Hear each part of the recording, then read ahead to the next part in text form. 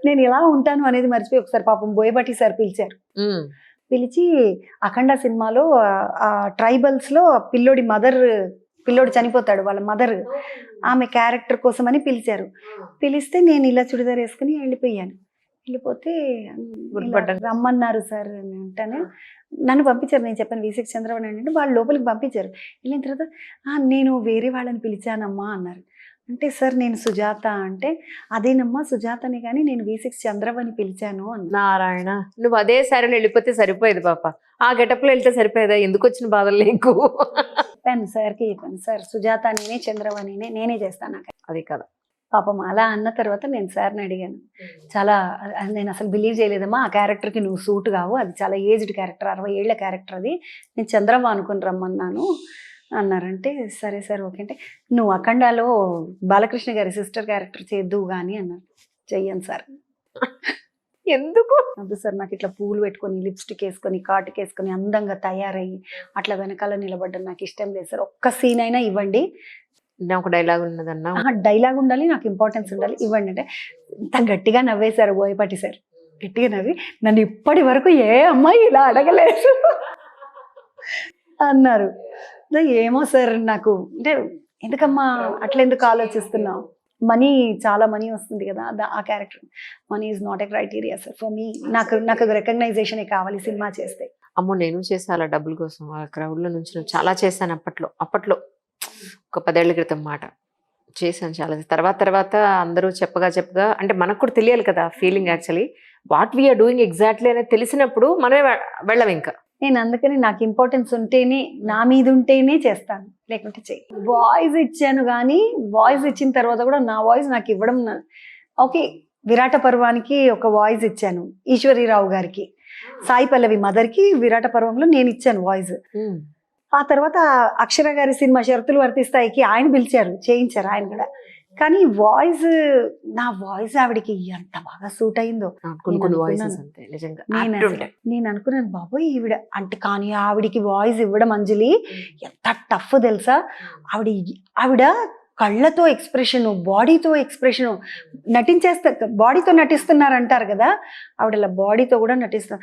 ఆవిడికి నాకు చెప్పడానికి ఆవిడ డెలివరీ పెయిన్స్ చెప్పాలి, పెయిన్స్ కి వాయిస్ ఇవ్వాలి, అరవాలి, కష్టం. తర్వాత బిడ్డ నీళ్లలో పడిపోతుంది, చెరువులో పడిపోద్ది సాయి పల్లవి, ఏడుపు, గట్టిగా ఏడవడము అరవడము ఇలాంటివన్నీ చెప్పాను ఆవిడకి అలా అరుస్తూ ఏడుస్తూ చెప్పడానికి కూడా చాలా ఇబ్బంది అయింది. కానీ వేణుగుడుగుల సార్ అని చెప్పారు, సార్ ఇది ఇలా ఒక్కొక్కటిగా చెప్తే కష్టంగా ఉంది సార్, నేను స్ట్రెచ్ చెప్తాను, 2-3 సార్లు చెప్తాను స్ట్రెచ్, మీరు ఏది నచ్చితే అది తీసుకుందరు సార్ అంటే, నువ్వు చెప్పు నా చెప్పు, ఏం పర్వాలేదు, నువ్వు చెప్పు, నువ్వు చెప్పడమే కావాలి నాకు అన్నారు. సో నాకు అలా ఫ్రీడమ్ ఇచ్చి సాయి పల్లవిని ఇలా జుట్టు పట్టుకుని లాక్కొస్తుంది వెనక్కి, వాళ్ళ నాన్న మీదకి ఎగబడిపోతుంటే అమ్మాయి నాయన మీదకి ఎగురుతావా అని జుట్టు పట్టుకొని లాక్కొచ్చి వేసి చీపురు కట్ట తీస్తుంది. అమ్మ ఆ క్యారెక్టర్ ఆ సీన్ కి చెప్పాలంటే నేను చెప్పాను, సార్ మొత్తం సీన్ అంతా గుంజి చెప్తాను, మీకు ఆంతే ఆనింది లేకపోతే మళ్ళీ చెప్తాను అని. సరే నాన్న చెప్పు అన్నారు. అట్లా ఆయన అక్కడ కూర్చున్నారు. నేను 1, 2, 3 సార్లు, సెకండ్ టైంకి సెట్ అయిపోయింది. నేను 3 సార్లు చెప్తాను సార్, మీకు ఏం ఫికర్ అది, మీకు ఇది కూడా నా చెప్పితే మళ్ళీ చెప్తాను, వద్దు సుజాత అదిరిపోయింది చాలా అన్నారు. అమ్మో డబ్బింగ్ చెప్పడం చాలా కష్టం. సాయి పల్లవి మదర్ క్యారెక్టర్ లో ఈశ్వరీరావుని చూసి కూడా అందరూ చంద్రబాబు అవునా, ఇది చంద్రబాబు వాయిస్ అని గుర్తుపట్టేశారు పబ్లిక్. అదే చంద్రబాబు ఆహా చూసిన వాళ్ళందరూ అక్క గొంతు మంచిగా ఉంది, అక్క సూపర్ చెప్పిన. Okay, very happy. అది దేవుడు బ్లెస్సింగ్స్ అంతే. మనం చేసింది సక్సెస్ అవ్వడం అంటే దేవుడు పైనుండి బ్లెస్ చేయడమే.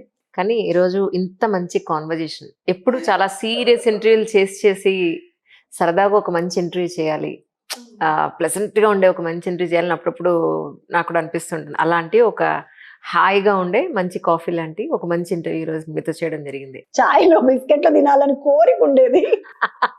డాడీ అసలు ఒప్పుకునేవారు కాదు. ఎప్పుడన్నా తెలియకుండా మా అమ్మ చాయ్లో ఇలా ముంచుకొని తినేవాళ్ళం. సో డాడీ లేరు కానీ అమ్మ ఉంది. కొంచెం హెల్దీగా లేరు ఇప్పుడు, కొంచెం డయాబెటిక్, తను హార్ట్ ప్రాబ్లం అలా ఉన్నారు. బట్ బాగా ఎంకరేజ్ చేసేవాళ్ళు అంజలి. అంటే నాకు ఇలా కష్టాల కడలిలోంచి వచ్చిన వాళ్ళకన్నా కూడా మనం ఏంటంటే, మా ఫాదర్ ఎడ్యుకేటెడ్, మా నాన్న టీచర్, మా అమ్మ క్రాఫ్ట్ టీచర్, మామూలుగా ఇలా టైలరింగ్ టీచర్ ఉంటారు కదా, అమ్మ టైలరింగ్ టీచర్. వీళ్ళు ఇలా ఉండి పిల్లల్ని ఎంకరేజ్ చేసి ఇలా తీసుకువచ్చేయడం అనేది నిజంగా గ్రేట్. ఏదైనా కూడా ఇది నా నా గెలుపు అనో నా అచీవ్మెంట్ అని నేను ఫీల్ అవ్వను. నేను ఏది చేసినా మా ఫాదర్ ఆశయం, మా డాడీ స్వెట్ నా మీద పెట్టిన డబ్బు మొత్తం, నా డాన్స్కి కానీ నా థియేటర్ చదువుకి కానీ నేను ఏది చదువుకున్నా మా నాన్న డబ్బులు మొత్తం. ఈరోజు నేను ఏం సంపాదించినా అదంతా మా నాన్నది కదా. సో నాకు నాన్న అలా లేకపోయి ఉంటే నేను ఇలా ఉండేదాన్ని కాదు.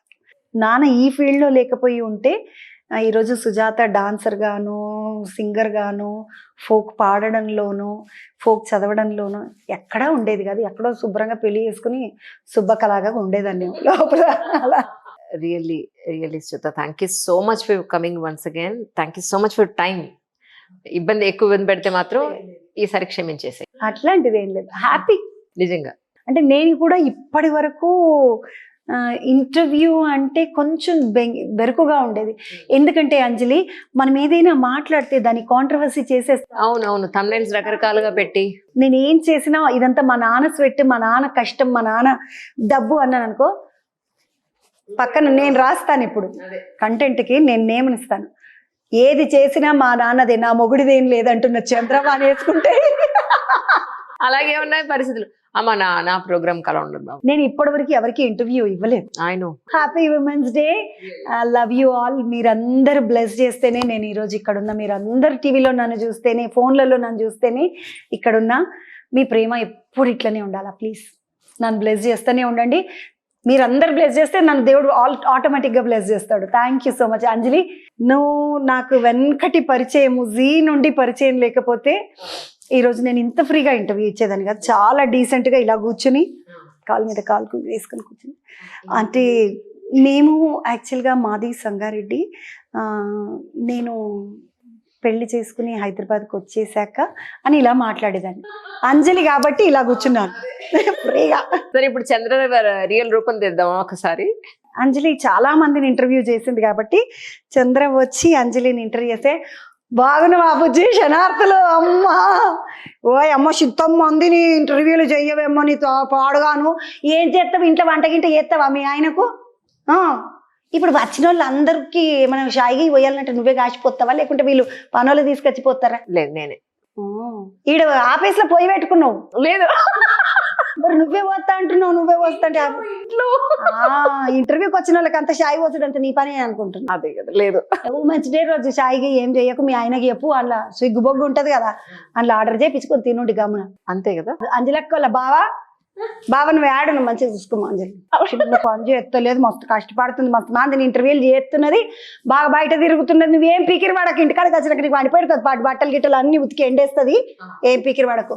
నీకు కూడా మహిళా దినోత్సవం శుభాకాంక్షలు Anjali. Thank you darling, thank you so much. బా, అసలు ఇది కదా మసాలా అంటే, ఇది సో నైస్.